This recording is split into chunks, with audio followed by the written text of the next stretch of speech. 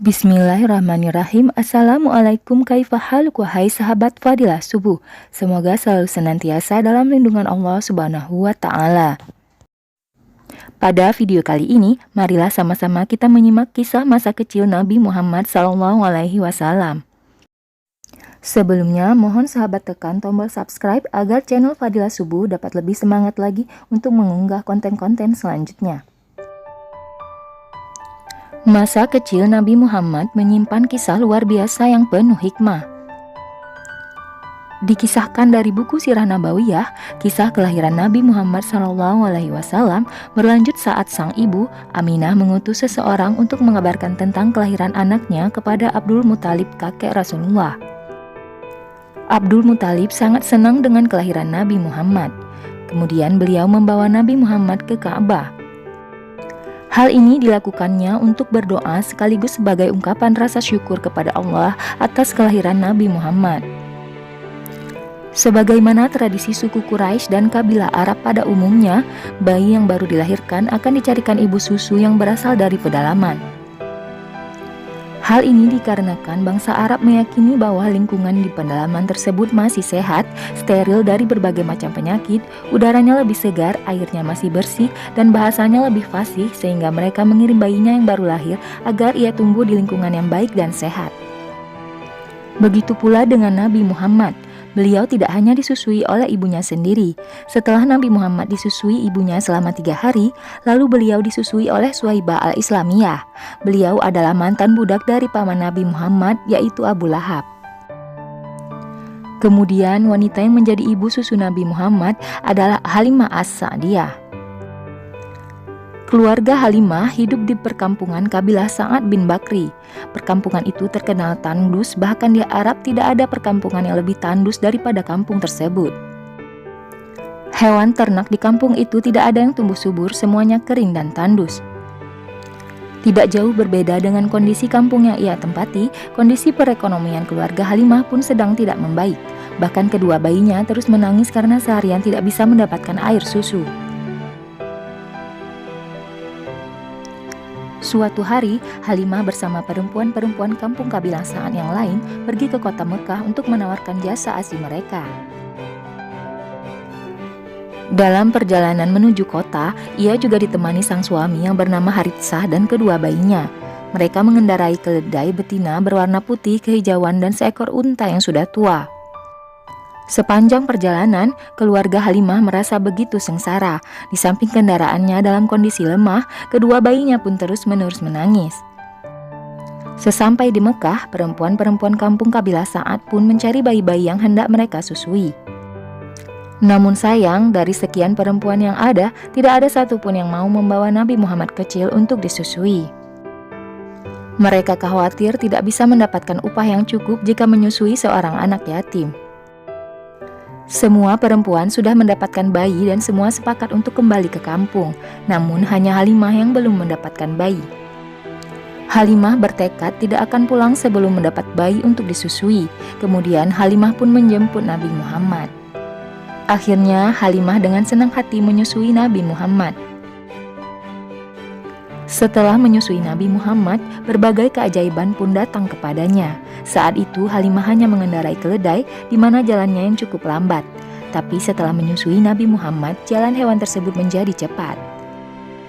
Tidak hanya itu, keajaiban lainnya terjadi, yaitu air susu Halimah juga makin banyak. Kemudian susu dari hewan ternaknya yaitu unta dan kambing pun makin melimpah. Padahal saat itu kampungnya sedang paceklik, namun berkat keberkahan telah menyusui Rasulullah yang masih bayi, keajaiban tersebut terus saja datang.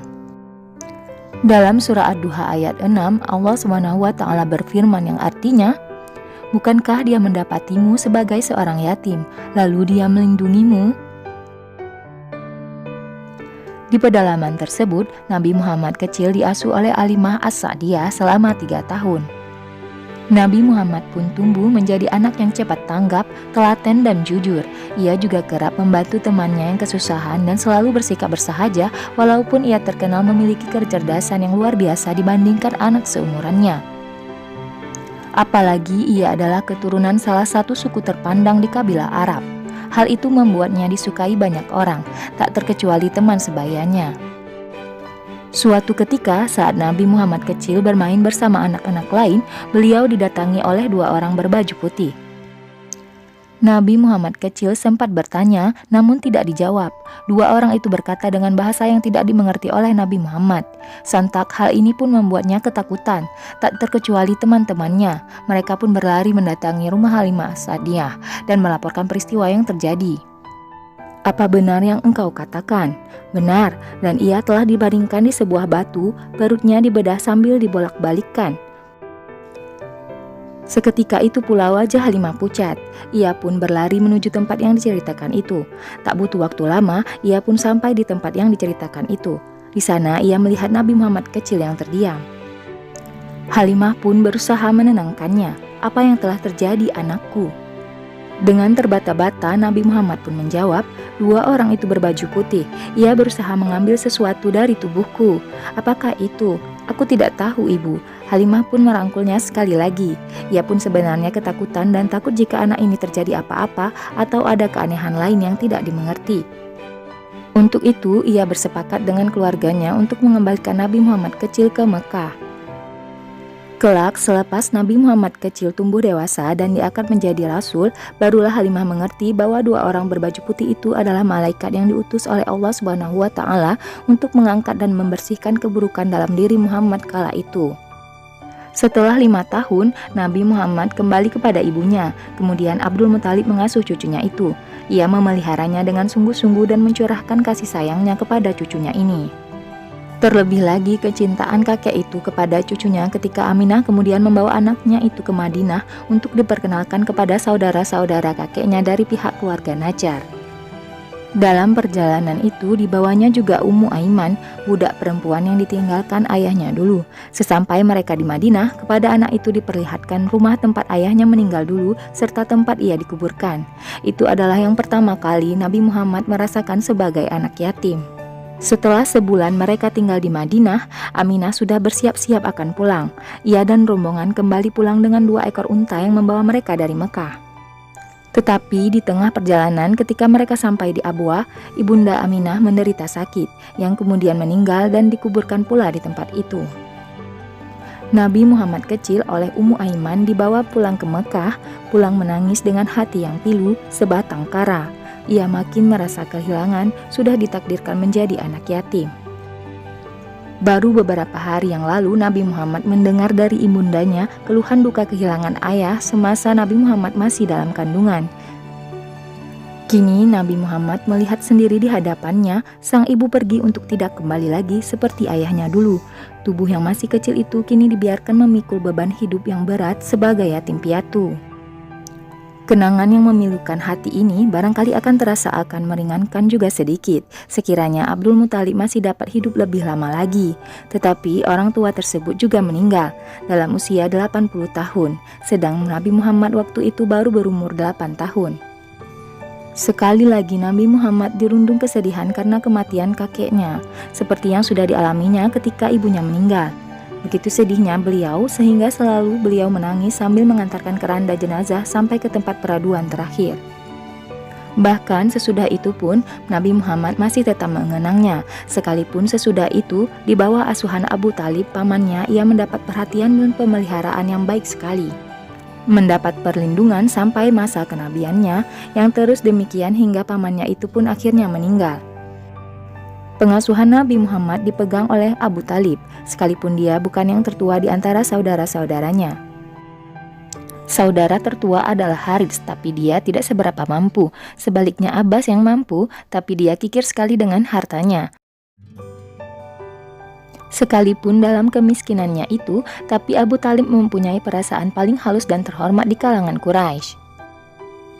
Dan tidak pula mengherankan kalau Abdul Muthalib menyerahkan asuhan Muhammad kemudian kepadanya. Abu Talib sangat mencintai kemenakannya itu sama seperti Abdul Muthalib juga. Karena kecintaannya itu, ia mendahulukan kemenakan daripada anak-anaknya sendiri. Budi pekerti Nabi Muhammad yang luhur, cerdas, suka berbakti dan baik hati, itulah yang lebih menarik hati pamannya. Pernah pada suatu ketika ia akan pergi ke Syam membawa dagangan. Ketika itu usia Nabi Muhammad baru 12 tahun. Mengingat sulitnya perjalanan menyeberangi padang pasir, tak terpikirkan olehnya akan membawa Nabi Muhammad. Akan tetapi Nabi Muhammad yang dengan ikhlas menyatakan akan menemani pamannya itu. Hal inilah yang menghilangkan sikap ragu-ragu dalam hati Abu Talib. Nabi Muhammad lalu turut serta dalam rombongan kafilah hingga sampai di Busra di sebelah selatan Syam. Dalam perjalanan inilah Nabi Muhammad bertemu dengan Rahib Bahira, dan bahwa rahib itu telah melihat tanda-tanda kenabian padanya. Buhaira membenarkan Abu Talib dan menyarankan supaya Nabi Muhammad segera dibawa kembali ke Mekah dan waspadalah terhadap orang-orang Yahudi. Hanya sekali itu Abu Talib membawa Muhammad menempuh perjalanan jauh ke Syam. Abu Talib pun tidak pernah lagi melakukan perjalanan ke Syam. Dia merasa cukup dengan harta yang didapatnya walaupun tidak seberapa. Dia menetap di Makkah, mengasuh dan membesarkan anak-anaknya dan terutama keponakan yang sangat disayanginya, Nabi Muhammad. Nabi Muhammad pun tinggal dengan pamannya, menerima apa adanya. Dia mengerjakan apa yang bisa dikerjakan oleh anak-anak seusianya. Namun lama-kelamaan Nabi Muhammad kecil mulai sadar bahwa kondisi ekonomi pamannya memprihatinkan. Suatu ketika Nabi Muhammad kecil menyampaikan keinginannya untuk mengembala kambing kepada pamannya Abu Talib. Sang paman kaget mendengar hal itu. Ia berusaha mencegahnya namun gagal. Begitu pula dengan sang bibi Fatimah binti Asad, istri Abu Talib. Keduanya sebetulnya tidak tega kalau keponakannya yang masih kecil itu harus kerja menggembala kambing. Akan tetapi tekad Nabi Muhammad kecil begitu bulat sehingga tidak bisa dihentikan. Salah satu alasan Nabi Muhammad mengembala kambing saat anak-anak adalah untuk meringankan beban keuangan yang dialami pamannya Abu Talib. Nabi Muhammad selalu dilindungi oleh Allah Subhanahu wa Ta'ala. Beliau tidak pernah mengerjakan hal-hal yang tidak terpuji.